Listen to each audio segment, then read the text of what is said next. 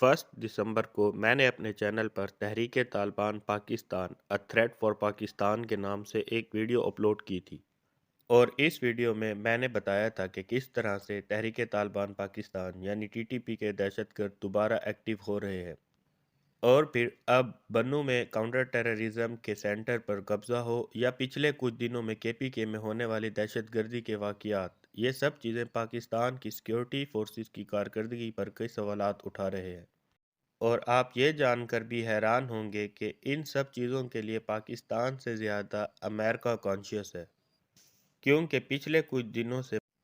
पाकिस्तान में होने वाली दहशतगर्दी की कार्रवाइयों को पेश नज़र रखते हुए अमेरिका ने पाकिस्तान को कहा है कि अगर आप चाहें तो हम आप पर ड्रोन अटैक्स दोबारा से कर सकते हैं। यानी अमेरिका एक बार फिर से पाकिस्तान पर ड्रोन हमले करने के लिए तैयार है। और इस ज़मन में अमेरिका का कहना है कि अगर आपसे बढ़ती हुई दहशतगर्दी कंट्रोल नहीं हो रही है तो फिर हम ड्रोन अटैक्स के ज़रिए इन दहशतगर्दों पर हमला कर सकते हैं।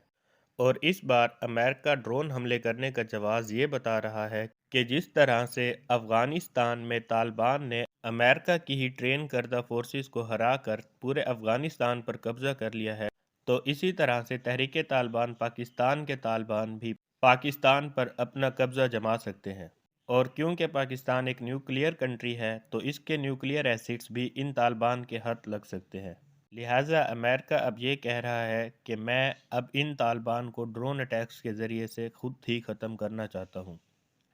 यानी अमेरिका को पाकिस्तान की आर्मी की काबिलियत और स्ट्रेंथ पर कोई भी भरोसा नहीं है और इसी वजह से अमेरिका खुद मैदान में आ रहा है। और अगर इस बार अमेरिका पाकिस्तान के ऊपर ड्रोन अटैक्स करता है तो ये पहली बार नहीं होगा कि अमेरिका पाकिस्तान के ऊपर ड्रोन अटैक्स करेगा, क्योंकि इससे पहले 2004 से 2018 तक भी अमेरिका ने पाकिस्तान पर काफ़ी ज़्यादा ड्रोन अटैक्स किए थे। और यहाँ पर आपको ये बात जानकर भी हैरत होगी कि 2014 में साबिक आर्मी चीफ परवेज़ मुशर्रफ ने न्यूयॉर्क टाइम्स को एक इंटरव्यू देते हुए कहा था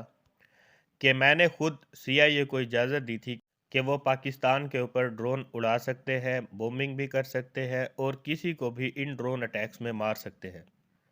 क्योंकि इस सब के बदले अमेरिका पाकिस्तान को बहुत बड़ी एड दे रहा था।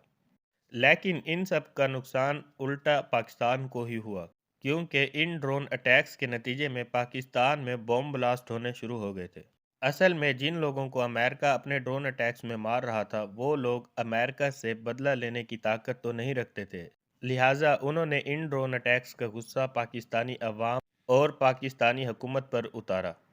और इसके नतीजे में आए रोज़ पाकिस्तान में बॉम्ब ब्लास्ट और सुइसाइड अटैक्स देखने को मिलते थे।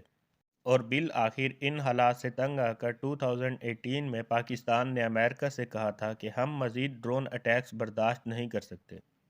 तो फिर अमेरिका ने ये ड्रोन अटैक्स बंद कर दिए थे।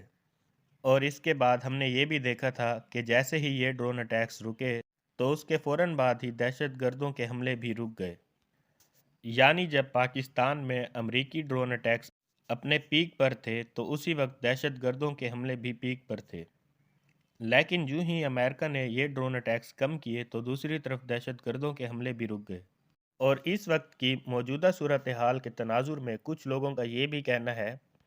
कि इमरान खान की हुकूमत के खिलाफ रजीम चेंज ऑपरेशन के असरात अब नज़र आ रहे हैं